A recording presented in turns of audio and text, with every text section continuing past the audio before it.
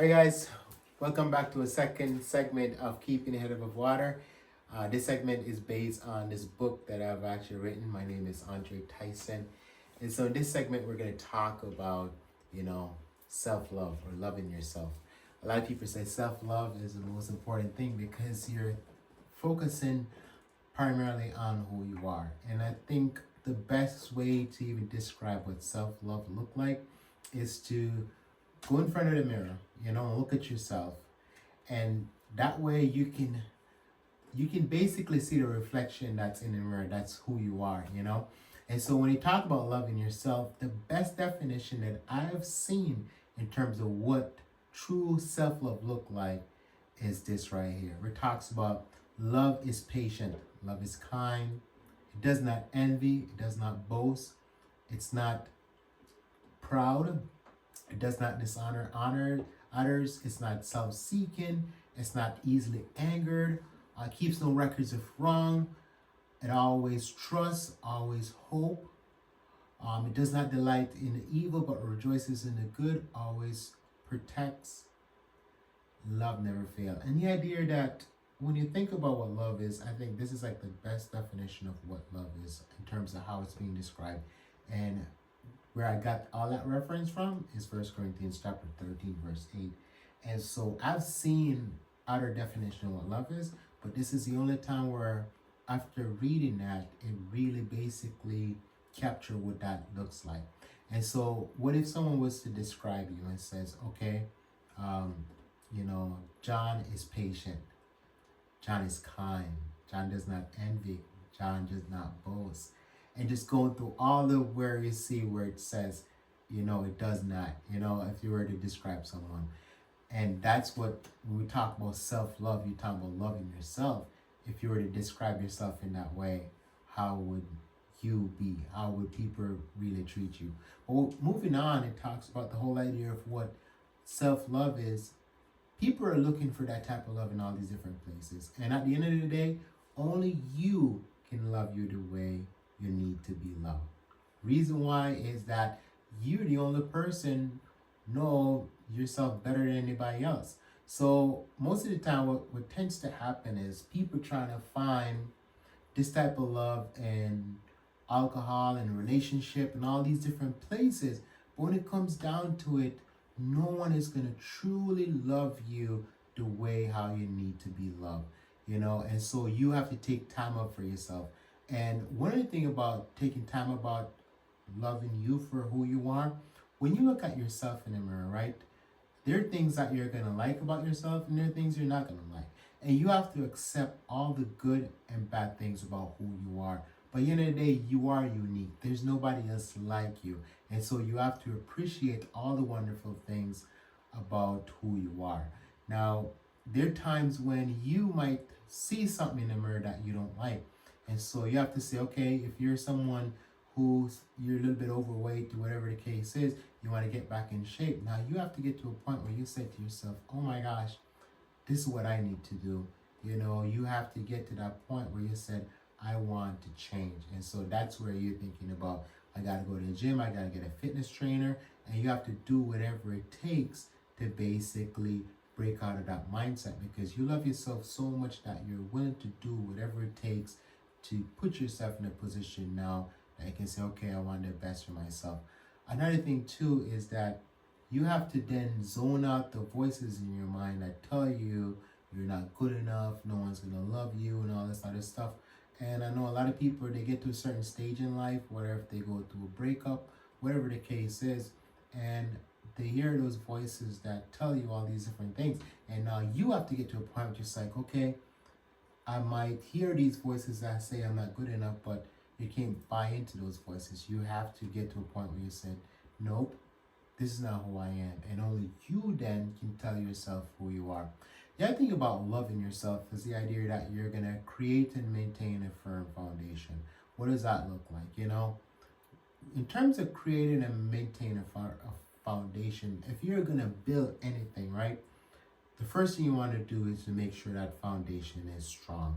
Now, there was a story that was told by Jesus from the Bible, and he talks about two men that had two different foundations. One person had a foundation on sand, the other person on his foundation built on a rock. And a storm come, right? And a storm beat upon that rock, the house stand. The one that built on the sand had crashed because the foundation wasn't built on a solid rock. And in life, we're always going to face all these different things, but it all depends on how we build our foundation. But not only build, but you also have to continue to maintain it, because you're creating a foundation. And a big part about maintaining a good farm foundation is that there are times where other people might try to, bring you down by different words that they might say or different criticism or whatever the case is. And so as much as you might take all this time to build this foundation, you have to protect it, because guess what happened? As fast as it can go up, it can also go down. And the idea about protecting your heart, that's another thing about the whole self-love is protecting your heart. It's like protecting something that's really important to you. You treasure it because it's fragile. It can be easily broken. And so the whole idea about protecting your heart, it's the heart is literally like the engine of the body. And if the heart is broken, yes, it can be fixed, it can be repaired. But a broken heart comes with pain, it comes with all these different things. And you can always tell when a person went through a breakup and they have a broken heart, because you can hear it in their voice. You can hear how it speak, because out of the overflowing of the heart, the mouth speak. So if someone truly want to tell you how they feel inside, just remember that whenever they speak, it's coming from the inside. And so the heart is very precious, and you have to protect that. So sometimes you have to watch your words, because you might say something, and based on how you say it might hurt that person. And not everyone is quick to get over a heartbreak. Another thing too is that the heart, some people will speak in such a way, and it so say for example, I had a friend of mine, and he had a lot of stuff built up inside, and he wasn't going to share that with me because it wasn't the right time. Well, there's a situation that happened where he basically drank a little bit too much, and so at that point he was able to talk about all the different things that was inside. And I was kind of shocked, because I did not know this is how I was thinking. But there are things that can reveal truly what a person is thinking and what's inside. And alcohol is a big way of a person exposing. When I said a drunk person speak truth, but it's what's inside. Sometimes it take different things. If someone went through a bitterness situation, then they're going to expose that. They're going to talk about how they feel and everything like that. This is why it's very important to watch your words, because just like toothpaste, you say something, once that word leave your mouth, you can't really take it back. And a lot of people build their reputation on the things that they say. And like people say, hey, I live and die on my word, because they said my word is my bond. And there was another situation where there is a king who made a promise to his daughter that says, hey, you can wish for whatever you want on your birthday. And for some reason, his daughter said to him, hey, I want the head of this prophet from back in the days. And without, even thinking twice about why would you make a wish like that, to say, hey, you should wish for something else. He goes, because he gave her his word that she can wish for whatever she wants on her birthday, he was going to do that. And the thing about that too was, back in those times, your word was your bond. So you didn't sign a contract and says, oh, you signed that contract, so therefore you break it. You said, I give you my word that I'm going to do X, Y, Z, and for the most part, you're going to do it. And in this case, he did not want to disappoint or embarrass his guests that was at this big birthday celebration. So what does he do? He goes and he honored the request from his daughter, and he was able to go and basically bring the head of that particular famous prophet from back then. So sometimes you also have to be careful in terms of how you speak to certain people, because a lot of people will know you by the things you say. You're being recognized by how you speak, how you express yourself, and it's in those things why people, are attached to that individual, because they said, hey man, I like how you say that, and a lot of people come up with all these different slogans, whether if it's, you know, McDonald's, Burger King, Nike. You know, a lot of people come up with all these slogans like Nike, just do it. You know, McDonald's, where's the beef? Obey your thirst. So it's all these different things that when people speak in such a way, you said, "Oh man, I just hear what you say," and they really connect with that. And at the end of the day, you know, you have to see the fruits of your labor. So here you are, you want the best for yourself. You're gonna work, you have goals, dreams, and all these things that you're doing, and you want to get to a place that you can enjoy these things. You can enjoy the fruits of your labor, because when you look back and you said, "Okay, I worked for 10 plus years," or whatever the amount of time is where you're working on this particular goal, you want to then look back and be like, okay, I can enjoy all the time, effort, sacrifice that you put into that goal or project that you're working on.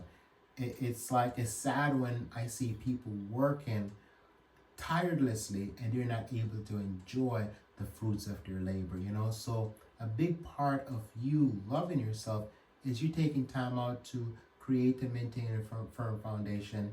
You're definitely um, protect your heart, because your heartbeat is like the engine of your body. So you're definitely not just going to trust anyone. You have to make sure that person is worthy of your trust. You know, you definitely have to take the time out to make sure that you're taking care of your body, you're feeding it the right food, you're doing all the things that you're supposed to, because when you think about it, this is the one thing that you have to live in.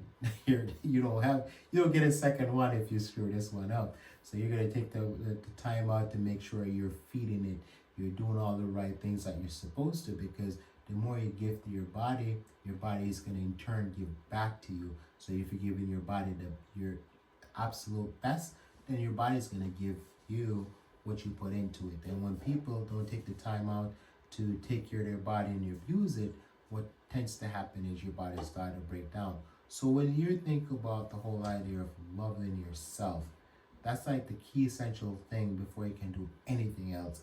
And a lot of people are having a hard or challenging time doing that. And you can always tell when someone is having a challenging time about loving themselves, because you can see how they treat other people. So the people who are having the most challenging time loving someone else is because they don't know how to love themselves. But those people are truly connected, engaged with who they are. Now they can go out and they can express that type of love to those around them. And once you receive that type of love, you said, yes, it's coming from a nice, clean, pure heart. But then there are times when you receive a certain type of love and it says, hey, there's something about this type of love that you're not connecting with. And at that point, you have to say, hey, this person have a lot of stuff going on inside of them, and they need to take the time out to resolve all that other issue. But again, self-love is very important. A lot of people are still trying to figure out what that mean, how should they go about taking time out for themselves, so that way they can go out and give the world their best. And so that's it for this particular segment on self-love. Again, this is a book that I wrote. I talk about more detail about what self-love look like, and this is also one of the number one chapter that a lot of people gravitate to, because it's the first chapter of the book. But all the other chapters are great, but that's the first chapter. When someone started reading it, they said, oh my gosh, I can really connect to what you're saying, because the things that are written in this book is written based on personal experience, people that have come in contact with, people that have helped over the years, that share their life with me. So therefore I'm able to put everything in. So that's why when you read it, you can definitely connect with what I'm actually saying. Now that's it for this segment. We're going to basically come back for the next segment. All right guys, see you in the next episode. Bye now.